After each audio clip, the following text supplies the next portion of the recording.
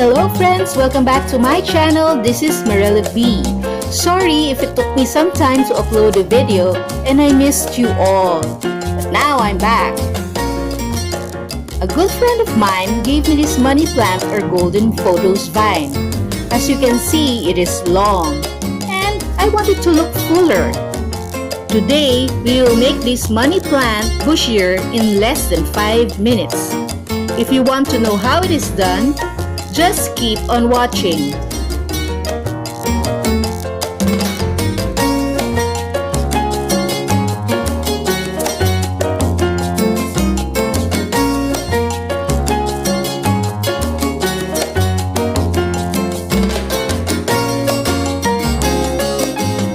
Pothos plants are easy to care for. They can grow in water and thrive in low light. They make good indoor plants, and they would look good inside your home or on your table.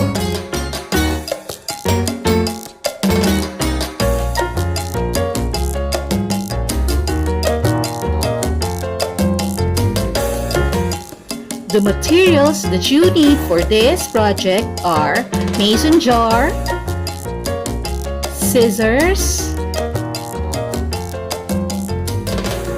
some pebbles, and a piece of ribbon. Now we're ready to start.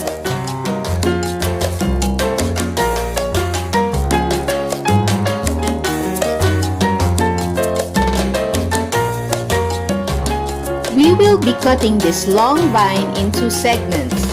It is important to cut between the nodes. A node is where a leaf and the root sprouts.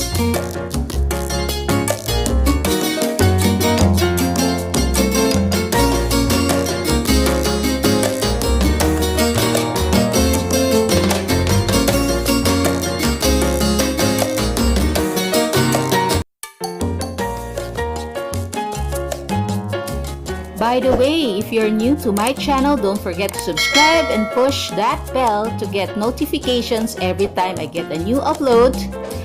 And don't forget to push the like button and share my videos to others.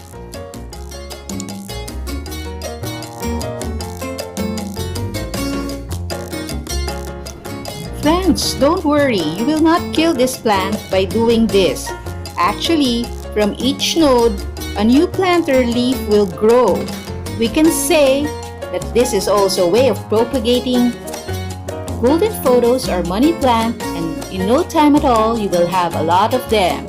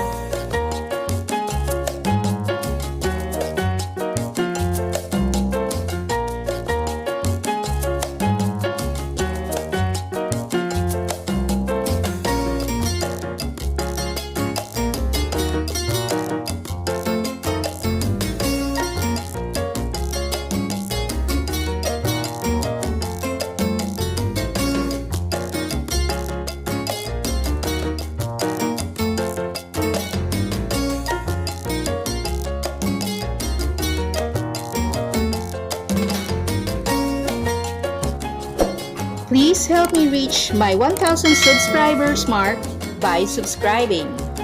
Also, please do like, comment, and share my videos to your friends.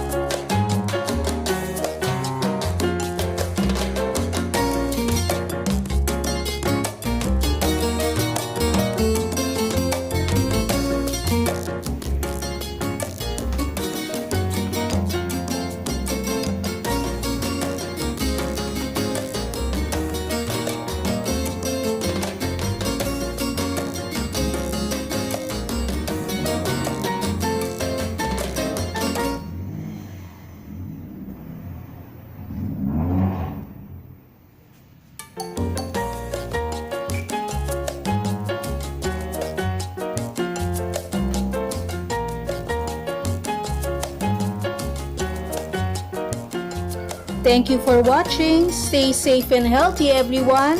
See you in my next video. Bye-bye.